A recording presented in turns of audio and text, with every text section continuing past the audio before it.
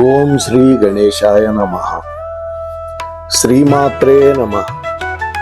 శివాయ గురవే నమః. శ్రీకృష్ణ పరబ్రహ్మణే నమః. శ్రీరామాయ నమః. శ్రీ గురుభ్యో నమః.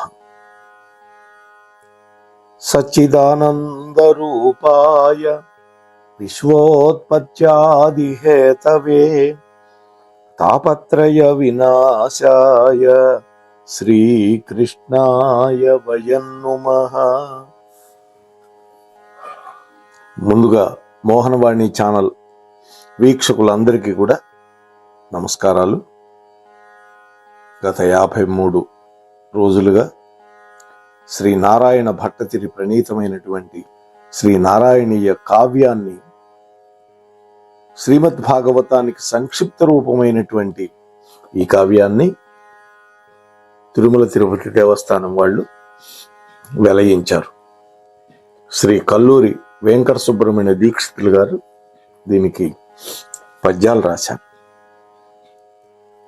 అటువంటి కావ్యంలో దశమ స్కంధంలో ఉన్నటువంటి శ్రీకృష్ణ అవతార వైభవం, శ్రీకృష్ణ లీలలు అన్ని కూడా మనం అనుసంధానం చేసుకుంటూ ఉన్నాం. ఈ రోజున 50వ దశకాన్ని చెప్పుకున్నాం. దీంతో ఈ కావ్యం సగభాగం పూర్తవుతుంది. మిగిలిన సగభాగం తర్వాత వీలు వెంట మీతో పంచుకునే ప్రయత్నం చేస్తాను. ఇందులో వత్సాసుర బకాసుర సంహారం. వత్సాసురుడు, బకాసురుడు.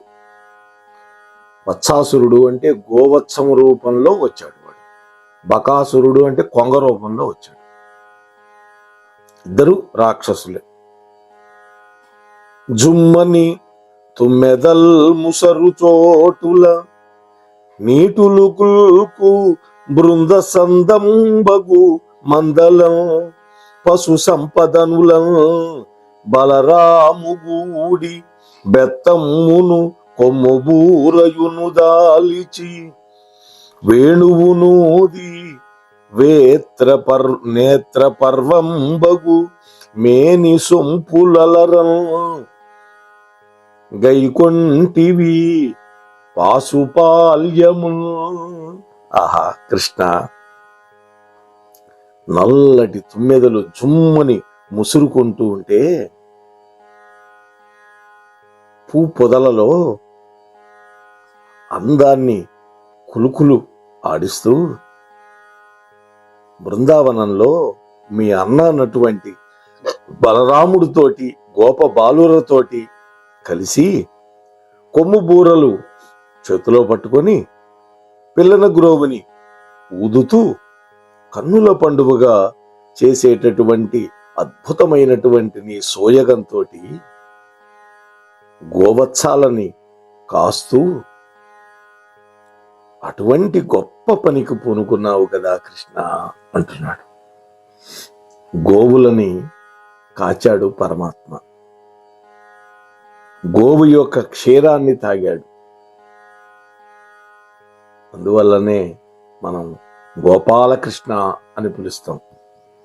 అటువంటి గోపాలకృష్ణుడు ఆయన చేసినటువంటి లీలలు చెప్తూ ఉన్నాడు బృందావనంలో. లచ్చి కరారవిందముల లాలితముల్ భువనావనములవు త్వచ్చరణముల పరమ పావనమవ్వన వీధి నుంపగా అచ్చటలేని సంపదలు అందములున్నవే చెట్లు తీగలు ముచ్చట గుల్పెనందు జలముల్ పొలముల్ గిరులు ఝరమ్ములు. ఓ కృష్ణ, సాక్షాత్తు శ్రీమన్ మహాలక్ష్మి ఆమె యొక్క కర పద్మాలలో లాలింపబడుతూ సర్వభువనములను పాలించేటటువంటి నీ చరణ కమలములచే ఆ బృందావన వీధులను నీవు పవిత్రం చేస్తూ ఉన్నావు కదా స్వామి అంటున్నాడు. అంటే మహాలక్ష్మీదేవి ఆయన యొక్క ఇల్లాలు. మహాలక్ష్మీదేవి చేత పాదాలు సంవాహనం చేస్తూ ఉంటుంది ప్రతినిత్యం. లాలిస్తూ ఉంటుంది, పూజిస్తూ ఉంటుంది, ప్రేమిస్తూ ఉంటుంది ఆ తల్లి. అటువంటి నీవు కృష్ణ ఆ బృందావన వీధులలో తిరుగుతూ నీ పాద స్పర్శతోటి ఆ ప్రాంతాన్ని మొత్తాన్ని కూడా పవిత్రం చేస్తూ ఉన్నావు. అందువల్ల అక్కడ ఆ బృందావనంలో ప్రపంచంలో ఎక్కడా లేనటువంటి సంపదలు, అందాలు నెలవై ఉన్నాయి. అంటే సాక్షాత్తు లక్ష్మీదేవి అక్కడ సకల సంపదలు కురిపిస్తోంది.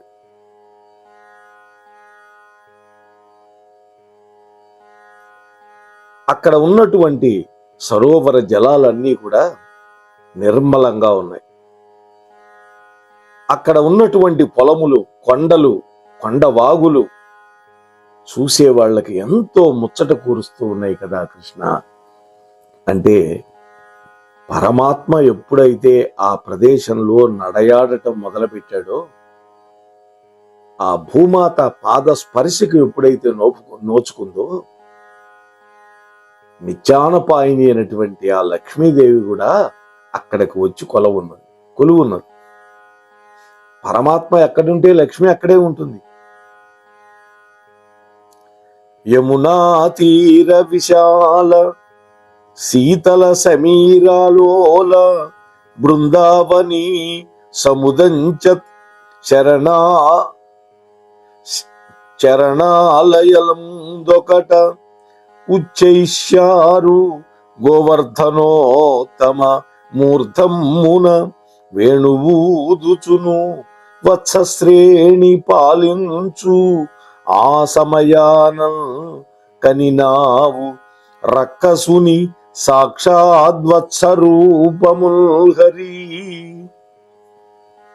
ఆ యమునా నది యొక్క విశాలమైనటువంటి తీరాలలో, ఆ యొక్క ఒడ్డు మీద చల్లటి గాలుల చేత సుఖకరమైనటువంటి వాతావరణంలో, ఆ బృందావనంలో పచ్చిక బయళ్ల మీద కూర్చుండి గోవర్ధన పర్వత శిఖరాల మీద తిరుగుతూ వేణువులు ఊదుకుంటూ లేగదూడలను కాస్తూ, ఆ సమయంలో ఒక రాక్షసుణ్ణి లేగదూడ రూపంలో ఉన్నవాణ్ణి నువ్వు చూశావు స్వామి. వాడనుకున్నాడు, లేగదూడ రూపంలో ఉంటే స్వామి నన్ను గుర్తుపట్టలేడి కృష్ణుడు, అప్పుడు ఈ కృష్ణుడిని సులభంగా చంపచ్చు అనుకొని వాడి ప్లాన్ అది. కానీ సర్వజీవ హృదంతర్యామి అయినటువంటి ఆ కృష్ణ పరమాత్మకి ఎవడు గోవత్సమో ఎవడు రాక్షసుడో తెలియదా? సర్వజ్ఞుడు కదా పరమాత్మ. అప్పుడు పరమాత్మ ఏం చేశాడు? తోకను మీదికెత్తుకొని దూటుచు ఇంచుక ముట్టెవచి నీలోకువ సూచి క్రమ్ముటకు లో తలపోసెనో లేదో వాని కాళ్ళ యొకింత లేకకొని అద్దిర గిర్గిరల్ తిప్పికొట్టి బల్డాకనడల్చి ప్రాణమెడల వడి చిమ్మితివి అట్టె చెట్టుపై. వాడేం చేశాడు? చూశాడు స్వామిని, తోక పైకెత్తాడు, దూకుతూ ఉన్నాడు, ముట్టెను కొంచెం వంచాడు. ఏముంది, ఈ పిల్లవాడే కదా, అనవసరంగా మా పూతన, మా శకటాసురుడు, మా తృణావర్తుడు ఇటువంటి వాళ్ళంతా చచ్చారే, ఇంత తేలిక పని ఈ బాలుడిని చంపటం అనుకున్నాడు. వాడు బాలుడు అనుకున్నాడు, సకల భువన భాండాలకి భర్త అని వాడికి అర్థం కావటం. అందుకని వాడు ఏం చేశాడు? పరమాత్మని తక్కువ చేశాడు, పరమాత్మ శక్తి సామర్థ్యాలని తక్కువ అంచనా వేశాడు. ఈ పిల్లవాడిని ఏ విధంగానైనా సరే కుమ్మి చంపాలి అనుకున్నాడు. ఎప్పుడెప్పుడు దొరుకుతాడా అని చూస్తూ ఉన్నటువంటి ఆ గోవత్సము రూపంలో ఉన్నటువంటి ఆ వత్సాసురుడి యొక్క 4 కాళ్ళు కలిపి పట్టుకున్నాడు పరమాత్మ. 4 కాళ్ళు. అలనాడు సుందరకాండలో అక్షకుమారుడి యొక్క 2 కాళ్ళు ఆ విధంగానే పట్టుకొని ఆంజనేయ స్వామి గిర్రా గిర్రా గిర్రా తిప్పి నేలకేసుకొచ్చాడు సుందరకాండ. ఇక్కడ ఈ వత్సాసురుడి యొక్క 4 కాళ్ళు పట్టుకున్నాడు. గోరూపంలో ఉన్నాడు వాడు, వత్స రూపంలో. గిరగిరా తిప్పాడు, వడిసెల తిప్పినట్టు తిప్పాడు. నేలకు కొట్టి వాడి యొక్క ప్రాణాలు పోయి అక్కడ చెట్ల తోపుల్లోకి విసిరిపారేశాడు. ముందు నేలకేసుకొచ్చాడు, చచ్చాడు వాడు. ఆ తరువాత వాడి యొక్క మృత కళేబరాన్ని ఇస్త్రీ పుచ్చుకు పారేస్తే అది పోయి చెట్లలో పడి. జై శ్రీకృష్ణ పరమాత్మకి. హరయే నమః. శ్రీకృష్ణాయ నమః. జాతి దురంతకుండు అసుర చాగిపడల్ మరిగూలే వృక్ష సంఘాతమరణ్యముల్ తెరపిగా అట కూటువగట్టి దేవతా వ్రాతములల్లా నీ శిరముపై నవకల్పక పుష్పమంజరుల్ ప్రీత మనస్కులవుచు కురిపించిరి దుందుభివాద్య ఘోషలం. ఒక రాక్షసుడు చచ్చాడు అంటే, ఒక లోక కంటకుడు వెళ్ళిపోయినాడు అంటే మొట్టమొదట సంతోషపడేవాళ్ళు ఎవరు అంటే దేవతలు. అందుకని ఆ దేవతలు ఏం చేశారట, వాడు ఎప్పుడైతే సహజంగా రాక్షస జాతి వాడు, క్రూరుడు అని వాళ్లకు తెలుసు కాబట్టి వాడు ఎప్పుడెప్పుడు చస్తాడా అని ఎదురు చూస్తున్నారు కాబట్టి చాప చుట్టగా వాడు తన యొక్క నిజ స్వరూపంలో కూలిపోయినాడు. మరణించేటప్పుడు, నిద్రపోయేటప్పుడు, మైథున సుఖాన్ని అనుభవించేటప్పుడు వాళ్ళకి నిజ రూపం వచ్చేస్తుంది. రాక్షసులకి కామరూపం అనేది ఆ టైంలో ఉండదు. వీడు చచ్చాడు కాబట్టి వాడి నిజ రూపంలో పడిపోయినాడు. వాడి యొక్క మృతదేహం పడిపోయింది. వాడి మృతదేహం చాలా పెద్దదిగా ఉంది.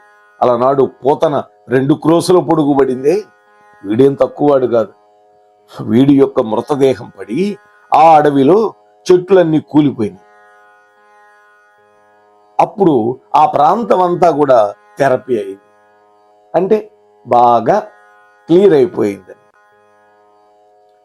అప్పుడు దేవతలు ఆకాశం నుంచి చూస్తూ ఉన్నారు స్వామి చేసినటువంటి అద్భుత కార్యాన్ని. వాళ్ళందరూ గుంపులు కూడారు ఆకాశంలో. నీ శిరస్సు మీద అప్పటికప్పుడు తెచ్చినటువంటి కల్ప కుసుమాలని, కల్ప వృక్ష కుసుమాలు, మందార పుష్పాలు అంటారు వాటిని, ప్రేమతోటి నీ శిరస్సు మీద కురిపించారు. అంతేకాదు కృష్ణ, దేవదుందుబులన్నీ కూడా మ్రోగించారు నిన్ను కీర్తించటానికి. అనుపమ సౌరభ ప్రచురమై కురిసెను పూవాన నీ శిరమ్మున పైనుండి ఏమనడి ముగ్ధ కుమారుల గెలిచేసి వెంటనే అసురుల్ వడిన్ విసరుటల్ తరుమండలి నుండి పైకి పోయిన విరిపోన జల్లులను నిజమంటివి మాయలాడివై. ఆహా, అక్కడ ఉండేటటువంటి గోపబాలులు ఆశ్చర్యపోతున్నారు. ఏమిట్రా ఆకాశం నుంచి పూలు పడుతున్నాయి, ఎవరేస్తున్నారు ఈ పూలు? దేవతలు అందరికీ కనపడరు కదా, వాళ్ళు దృగ్గోచరంగా ఉంటారు. వాళ్ళు ఆశ్చర్యపోతున్నారు. అందుకని స్వామి ఒక మాయ చేశాడు ఇక్కడ. అప్పుడు ఆకాశం నుండి కురిసినటువంటి పూలవాన సాటి లేనటువంటి పరిమళాన్ని నింపుతూ ఉంది ఆ ప్రదేశం అంతా. ఈ పూలవాన ఏమిటా, ఈ సువాసన ఏమిటా? అమాయకులైనటువంటి గొల్ల పిల్లలు ఆశ్చర్యపడుతూ ఉన్నారు. ఎందుకంటే భూలోకంలో ఉండేటటువంటి పుష్పాలకి అంతటి సువాసన ఉండదు, అంతటి సౌకుమార్యం ఉండదు. అది కేవలము దేవలోకంలో ఉండేటటువంటి కల్పవృక్షానికి ఉండే కుసుమాల వల్ల మాత్రమే సాధ్యమవుతుంది. వాళ్ళు ఎప్పుడూ ఇటువంటి సువాసన పీల్చి ఉండలేరు. అందుకని వాళ్ళకి ఆశ్చర్యం కలిగింది. అంతేకాదు, ఆకాశం నుంచి పడుతున్నాయి ఏంటి పూలు, ఎవరేస్తున్నారు అని వాళ్ళు అనుకున్నారు. అప్పుడు కృష్ణ వాళ్ళందరినీ చూసి వాళ్ళని కాస్త గేలి చేసి, నీ భగవద్భావాన్ని బోధపడకుండా ఉండడం కోసం ఆ రాక్షసుడి మీదికి విసరగా అవి ఆ రాక్షసుడి యొక్క దేహాన్ని తగిలి ఆ చెట్లన్నీ పడిపోయేటప్పుడు ఆ పూలు అలా పడిపోతూ పడిపోతూ ఉన్న చెట్ల నుంచి రాలి నా మీద పడ్డాయి, అంతే తప్ప మరి ఏమీ కాదు అని పరమాత్మ వాళ్ళకి చెప్పాడు. అంటే వాడి దేహం చెట్ల మీద పడింది. ఆ చెట్లు కూలిపోతూ ఆ యొక్క సంరంభానికి తమ పువ్వులని విదిల్చినాయి, రాల్చినాయి. ఆ రాలినటువంటి పూలు నా శిరస్సు మీద పడ్డాయి, అంతేగాని ఆకాశం నుంచి ఎవరేస్తారయ్యా ఈ పూలు అని చెప్పి దేవతలు ఆకాశం నుంచి పుష్పాలు కురిపించిన విషయాన్ని మరుగుపరిచావు కదా స్వామి. ఇంతేగాని మరేమీ కాదు అని వాళ్ళని నీ యొక్క విష్ణుమాయలో ముంచేశావు ఆనాడు. చెలికాండ్రీవును మండుటెండవడి గాసిల్ జంది సూర్యాత్మజల్ జలముల్ ద్రావగనేగి చూచితి రుదంత చక్షు విక్షేపపు నిశ్చల వజ్రాయుధ విస్మృతోద్ధ తగరు సంచేద నాణ్యదృశోజ్వల కైలాసగిరీంద్రతుల్యు బకు సాక్షాత్కరిం సాక్షాత్ కంస సంసేవకు. ఆ తర్వాత మరొక రోజు, ఇది జరిగిన కొన్ని రోజులకి మరొక అద్భుతమైనటువంటి లీల చేశాడు స్వామి. ఆ లీలని ఈ పద్యంలో చెబుతున్నాడు. నీవు నీ యొక్క చెలికాండ్రని వెంట పెట్టుకొని అరణ్యాల్లో తిరుగుతున్నావు. ఎండలో బాగా తిరిగి శ్రమ పడిపోయావు, దప్పిక పడింది. అప్పుడు సూర్యనందన అయినటువంటి యమునా నదిలో మంచినీళ్లు తాగటానికి వెళ్ళావు నీ యొక్క స్నేహితులందరినీ వెంట పెట్టుకొని. అక్కడ పెద్ద పెద్ద రెక్కలు విదులుస్తూ వజ్రాయుధము ఆనాడు అనేక పర్వతాల రెక్కలు నరికింది. ఆనాడు తప్పించుకున్నటువంటి ఒక పర్వతమా అన్నట్టుగా, కైలాస పర్వతమా అన్నట్టుగా తెల్లగా ఉన్నటువంటి ఒక బకుణ్ణి, కొంగ రూపంలో ఉన్నటువంటి రాక్షసుణ్ణి, కంసుడి యొక్క సేవకుణ్ణి నువ్వు చూశావు కదా కృష్ణ అంటున్నాడు. అలనాడు వజ్రాయుధంతో సమస్త పర్వతాల యొక్క రెక్కలు నరికేశాడు దేవేంద్రుడు. ఆనాడు తప్పించుకున్నటువంటి పర్వతం కైలాసం. మైనాకుడు కూడా కైలాస పర్వతానికి కూడా రెక్కలేని నరకలేదు ఆయన. అయితే కైలాస పర్వతం తెల్లగా ఉంటుంది, మంచు కొండది. ఇది కూడా తెల్లగా ఉంది కొంగ, అందుకని కైలాస పర్వతంతో పోల్చాడు. అంటే కొండంత ఉన్నదనమాట దాని యొక్క రూపం. వాడు బకాసురుడు, వాడి పేరు. వాణ్ణి నువ్వు చూశావు స్వామి.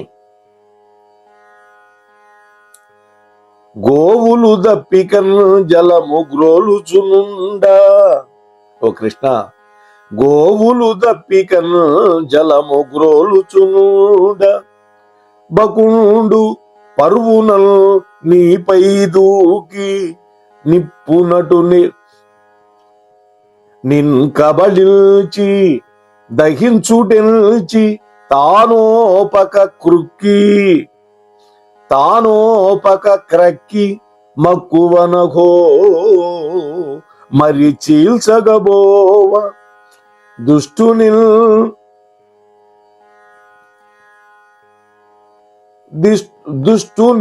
నిర్వాణ చుంచువై అసుర వ్రక్కలు చేసి చీల్చి చంచువులు అంటే ముక్కులు. పక్షికి ముక్కు ఉంటుంది. ఆవులు ఎండ వల్ల బాగా దప్పిక కొని ఆ యమునా నదిలో నీళ్లు తాగుతూ ఉన్నాయి. ఆ సమయంలో ఈ బకాసురుడు నీ మీదకి తటాలను దూకాడు. నిప్పును మింగినట్లుగా నిన్ను మింగాడు. అంటే నిప్పును మింగుతున్నాను అని తెలియక మింగాడు. ఎప్పుడైనా నిప్పును నోట్లో వేసుకుంటే గొంతంతా కాలుతుంది కదా.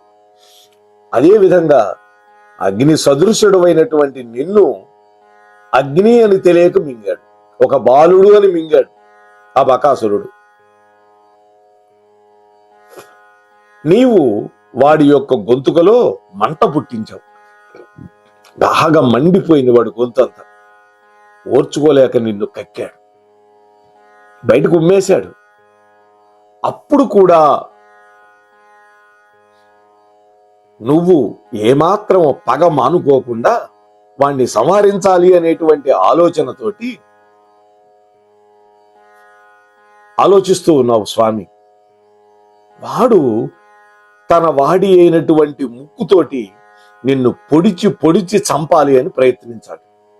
చూసారా, ముందేమన్నా మింగాలనుకున్నాడు, మింగి లోపల హరించుకుందాం అనుకున్నాడు. కానీ గొంతులో స్వామి మండాడు. ఆ మండేసరికి వాడు బయటికి ఉమ్మేశాడు.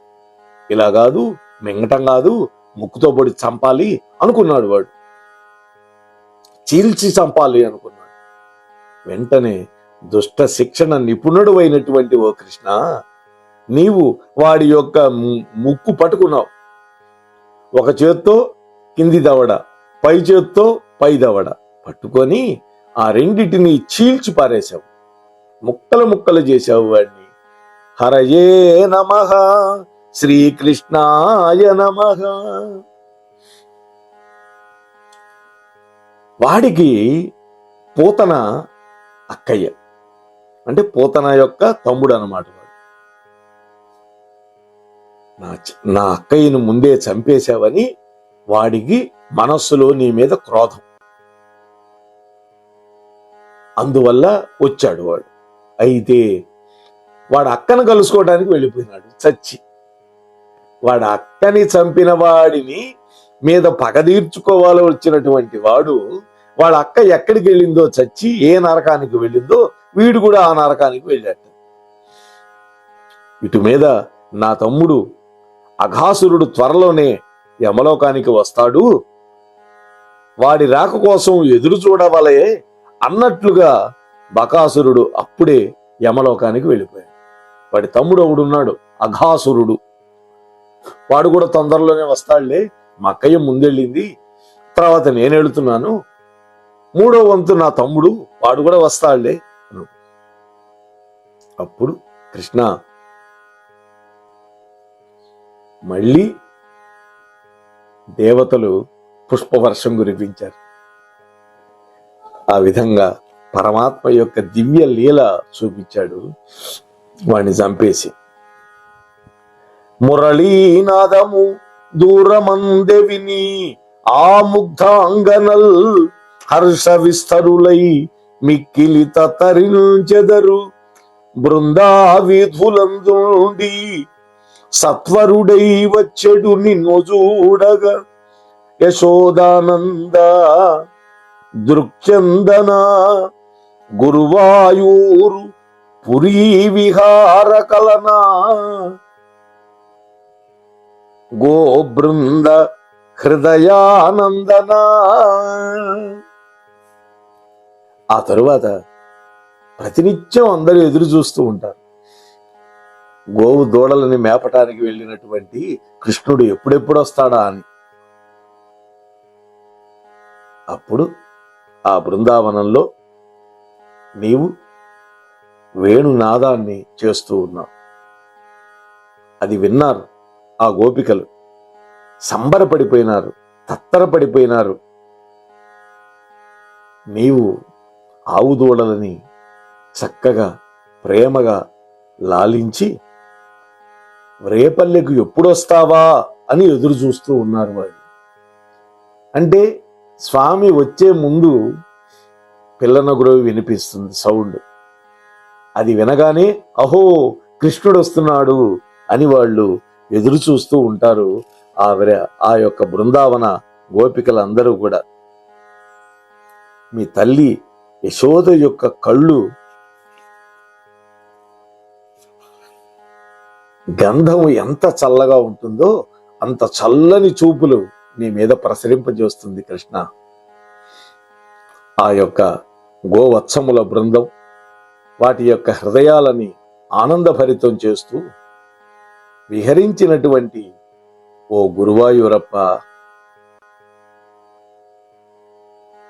ఓ సచ్చిదానంద స్వరూప, నన్ను కూడా ఆనందభరితుణ్ణి చేయి స్వామి అని ఆర్తితోటి ప్రార్థిస్తూ ఉన్నాడు.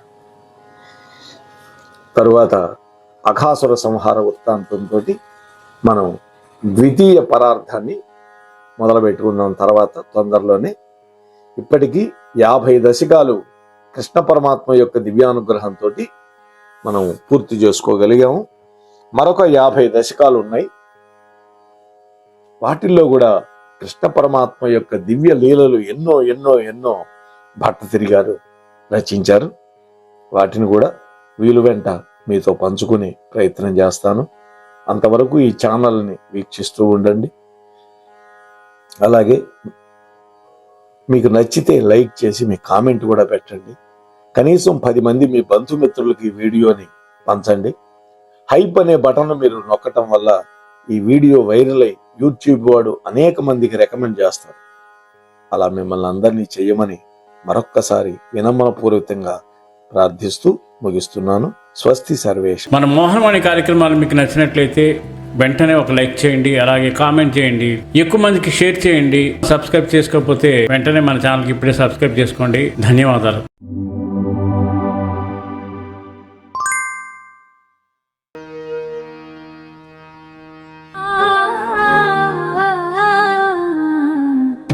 మోహనవాణి.